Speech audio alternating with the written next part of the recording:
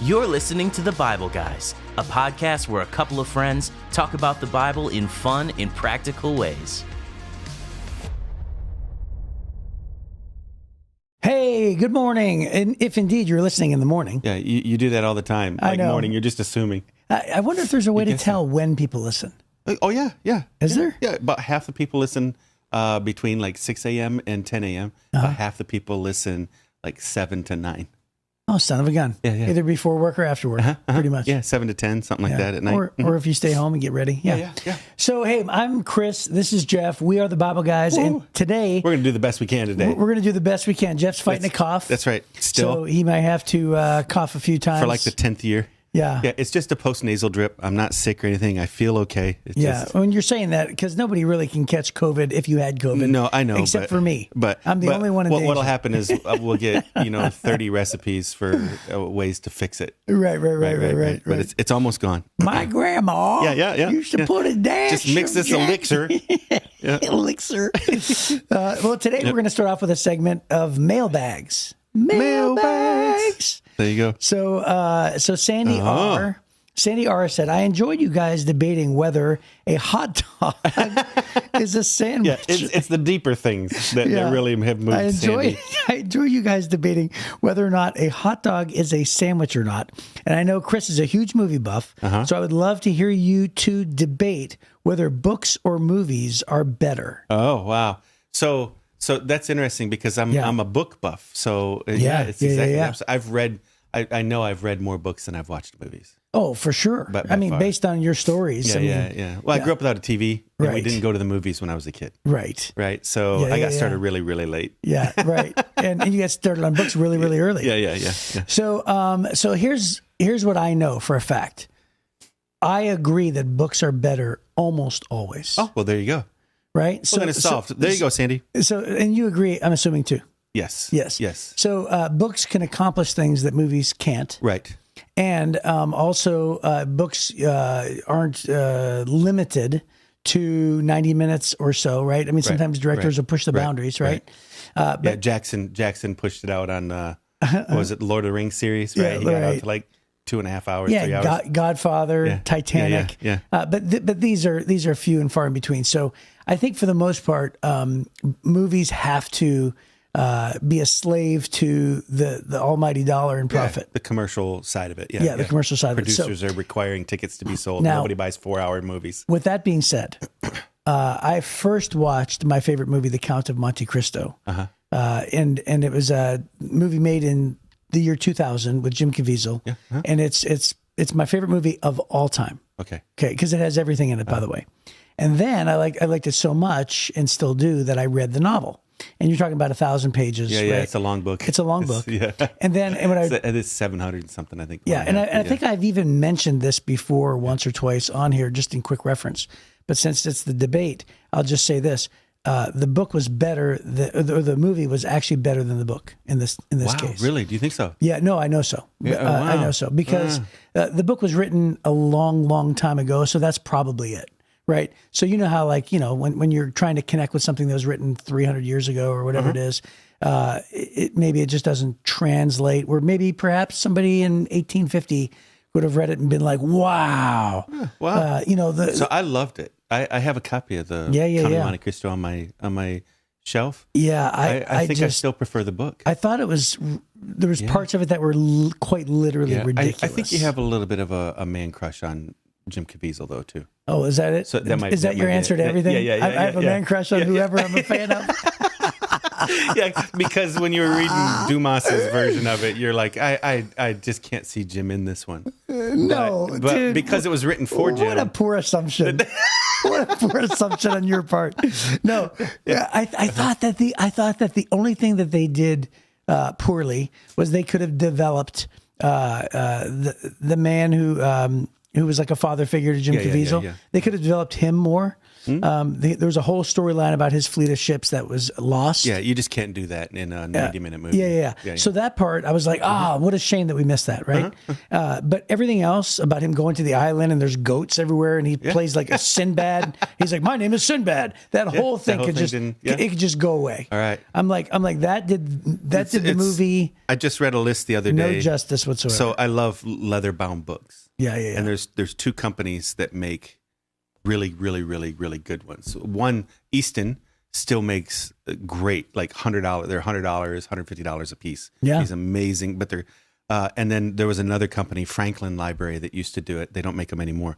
But both of them have lists of the 100 greatest books ever written, the 100 most loved books ever written, and the 100 books that changed the world. Right, so they have these three lists. Oh, wow. Those are three great lists, by the way. Yeah, and so there's a lot of overlap. There's probably, I'd say, 30 or 40% overlap between the three lists. And the Count of Monte Cristo is on all three of those lists. Son of a gun. So then it led, then I went down this rabbit trail. This is so weird. This was like literally 2 days ago. I start going down this rabbit trail, and Oxford has a list of the 100 greatest books ever written. Monte Cristo is on it, right? You just go to, so, I'm sure that your critique of the Count of Monte Cristo carries way more weight than, because they didn't say it's one of the 100 greatest books ever. It would be the greatest book ever if he'd left out the goat part. Right, little asterisk next to it. So hey, that's so good. That's funny. That's so good. But yeah. So it is interesting. So we're arguing about the Count of Monte Cristo now. The question, though, and I thought it was great, was movies or books, and even you would say a book can just do so much more than a movie can do. Yes. For me, it would be the difference between entertainment and amusement. Right. Yes. So a book, it would be typically entertainment. A movie is typically amusement. No, that's kind of semantical, I think, a little bit. Well, no, amusement means I know what it means. Is you thought, don't have to is no, to me. right? Versus entertainment being it's engaging your mind, engaging your emotions. Yeah, I think movies... And it's moving you in a place. Yeah, movies do that 90% of the time. Yeah. That's a ridiculous stat. No. So what I'm saying is the majority of the time. For me personally, I watch a movie to turn my brain off. Oh, okay, yeah. That's what I'm saying. All right, well, you should have led with that. I watch... Yeah, I'm sorry. That's semantics. What are you talking about? Yeah. So for me, well, I guess I'll watch a movie or I'll watch something to turn my brain off because I've been going all day long. It's all mental, and if I don't turn my brain off, I don't go to sleep. But if I can, I can turn my brain off, that's me too. If I turn my brain off, it's usually watching some dumb movie that I may not even remember all of the issues or all of the things tomorrow. Whereas I think for you consuming that movie. You're consuming that story. Yeah, I'm engrossed in it. Yeah, you're taking it in and feeling it. And for me, I'm like, I think there was, I don't know, some cannibal took a guy's leg off or something. I don't even remember what that story was. Yeah. Right. So it's more, movies are amusement for me. Books are more entertainment for me. Yeah. Well, I guess every time we throw out a statement like that, it's always based on our opinions, right? Yeah. So yeah. Forgive me there, but I was harassing you. But the bottom line is I just think that. By the way, we're not going to do a segment on what makes Chris mad, but do you ever love a movie so much and then you want somebody to watch it, and then you're totally into this phenomenal scene? You look over and they're on their phone. Yeah, and that is just like, you have or got the other to way. be What really me. makes my daughter mad, which she listens to our podcast all the time. So hi, Jenna. What makes my daughter mad all the time is she wants me to watch a TikTok that's hysterically funny to her. Yeah. And I'm like, you don't laugh. It's not funny. Right? It's so funny. And it makes her so mad. So I'm sorry, Jenna. All right, okay. Well, we went long on that thing, but it's because we only have 6 verses we're reading today. Is that why? Yeah. We just traded Bible for amusement? So we have to go back and remind our listeners that have been hanging on the edge of the cliff all weekend. Yes. Because we had a 2-part cliffhanger that now is coming to the 3rd part. Yes. Where it actually may or may not happen. Unless you're binge listening. Yeah. In which it was 2 seconds ago. Yeah. So Jesus gets called by Mary and Martha. Do you remember? This was on Thursday, 2 episodes ago. Jesus gets called by Mary and Martha. Hey, hurry up. One of your best friends, Lazarus, is dying. And Jesus waits several days and doesn't go. And then he tells his disciples, don't worry, Lazarus is dead. He's asleep. And they're like, what? And then they go, and then Mary and Martha are like, Jesus, if only you'd been here, he wouldn't have died. Right. And then Jesus wept. Yes. So here we are. John 11. John chapter 11, verse 38 through 44. Jesus was still angry as he arrived at the tomb. A cave with a stone was rolled across its entrance. Roll the stone aside, Jesus told them. But Martha, the dead man's sister, protested, Lord, he's been dead for 4 days. The smell will be terrible. Jesus responded, didn't I tell you that you would see God's glory if you believe? And so they rolled a stone aside. And then Jesus looked up to heaven and said, Father, thank you for hearing me. You always hear me, but I said it out loud for the sake of all these people standing here, so that they will believe you sent me. Then Jesus shouted, Lazarus, come out. And the dead man came out, his hands and feet bound in grave's clothes, his face wrapped in a headcloth. And Jesus told them, unwrap him and let him go. Yeah, that's great. And obviously this is the greatest miracle that Jesus has ever done. He obviously raised a girl from the dead. Yeah. And she had just passed away. Right. This man has been dead, wrapped up and buried for 4 days. Yeah. So in the King James, I grew up in the King James. In the King James, she said, Lord, he stinketh. Right? He stinketh. It's so funny. Yeah. And that's it, man. He stinketh. Yep. 4 days is long enough. Yeah. And so there's, you and I have taught this over the years, and it's amazing to me how this is symbolic a lot of times for us, right? So, like, for instance, did you ever preach or teach where it says, like, the grave clothes represents, like, our old ways, right? Oh, sure. Like, yeah. Right?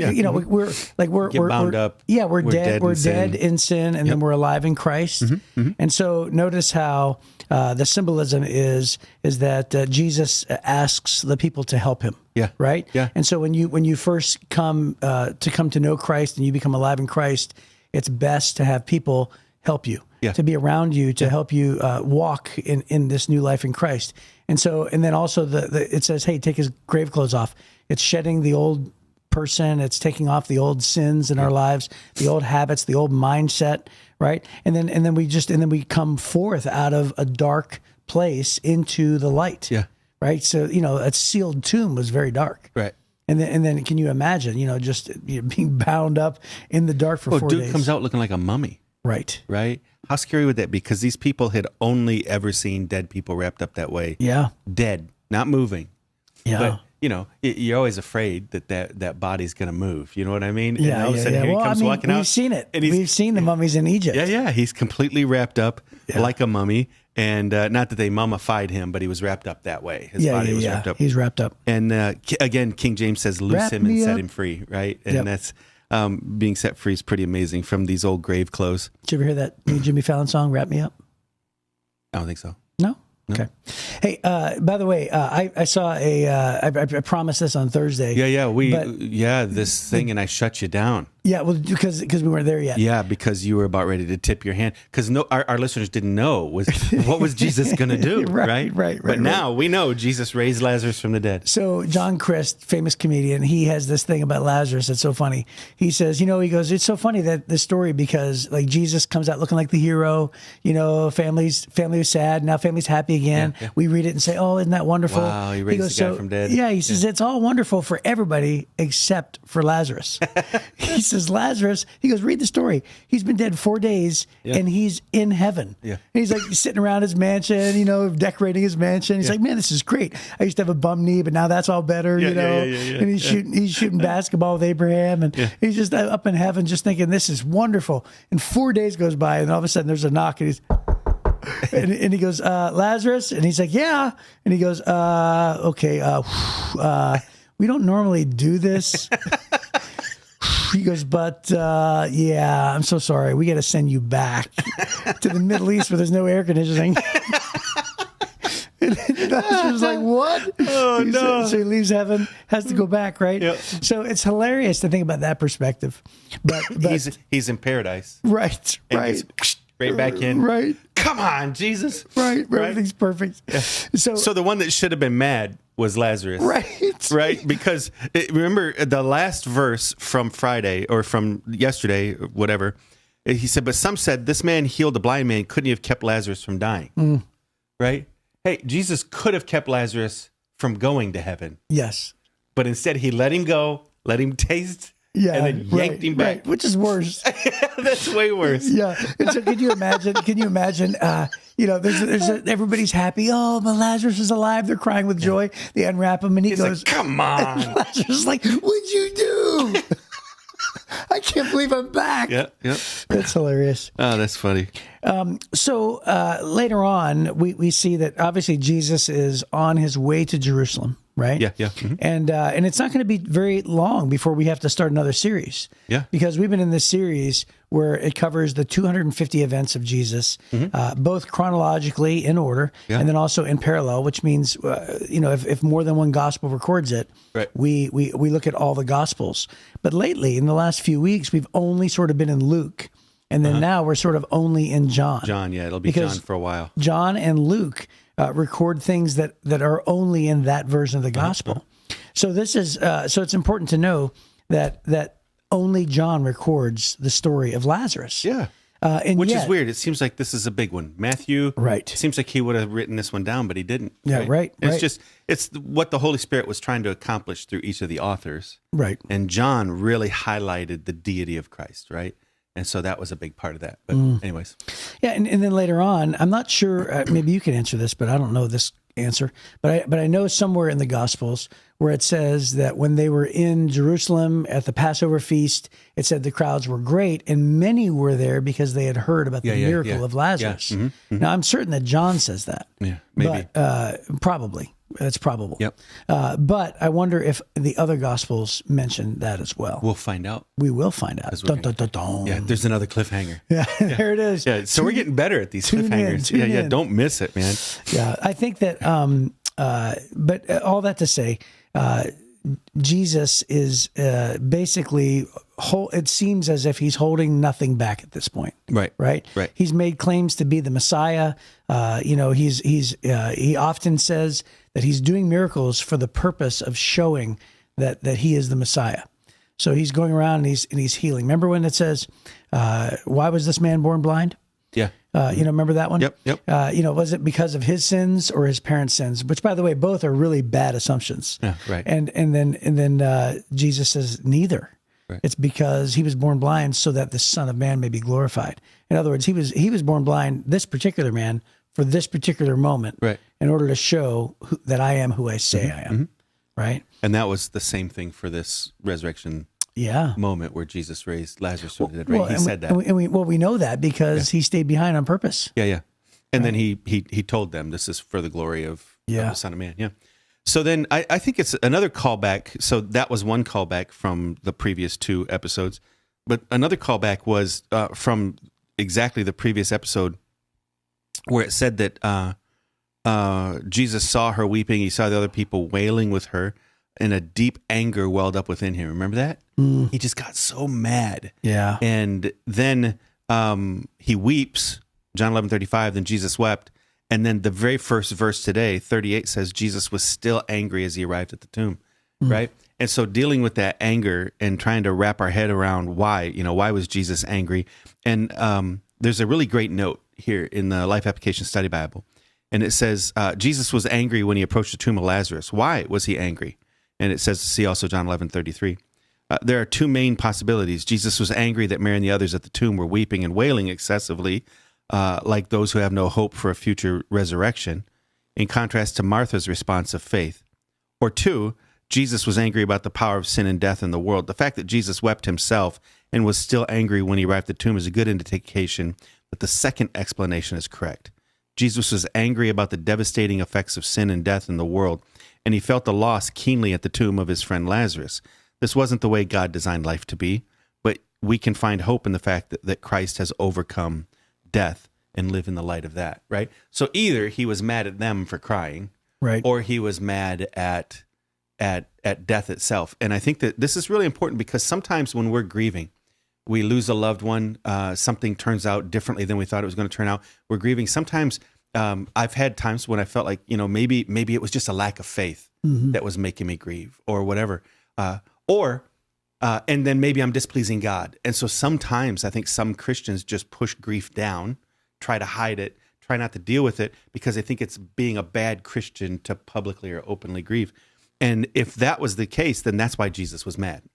Was because, hey, you don't have any faith. But I don't believe that was it. I don't think Jesus, that's why Jesus cried. Jesus cried over this. So Jesus' grief demonstrates the fact that his anger was not at the fact that people were grieving. His anger was he hates sin and death that much. And this is, as far as we know, the first time one of his dear friends died.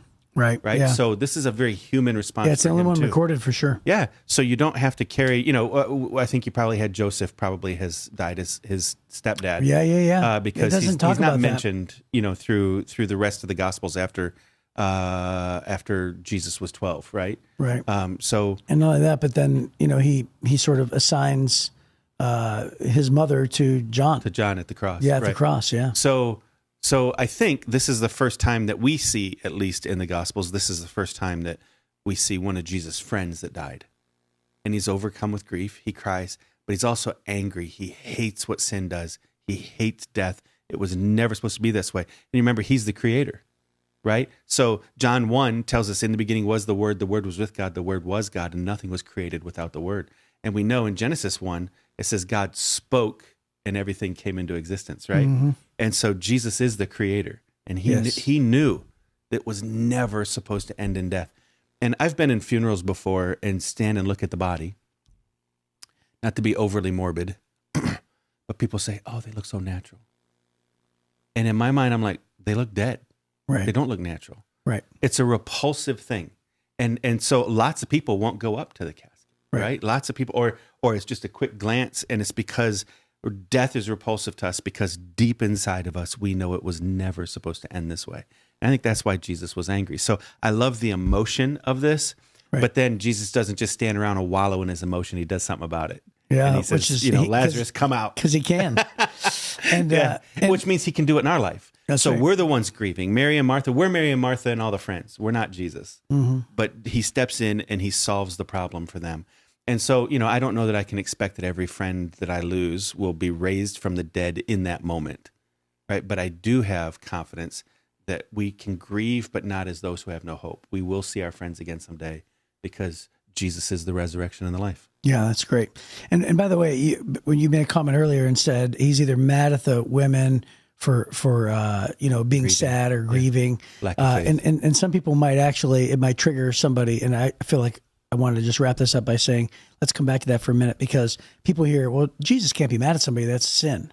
Right. But it's not, is it? No. So it actually talks about in the Bible that it is possible to be angry and not sin. Right. Be angry and sin not, right. it says. Yeah, right. And there's oftentimes a few times where there's a righteous indignation where Jesus himself is, the holy side of Jesus is angry at sin. Right. And so we're allowed to do that. The difference being when that anger leads to other things, right? So we justify that sometimes and say, well, I'm allowed to be angry, and then we continue to treat people like a piece of garbage, right? Because look, Jesus was angry. That's not what the Bible is talking about, right? He had a righteous indignation toward sin in this case, and had he been angry about their faith, that would have been justified. That would have been reasonable too, right? But it wouldn't have transferred into poor behavior. So. Well, hey, that's a great look at this, wrapping up that story. And so we will pick up next time and see you hopefully at the Bible Guys.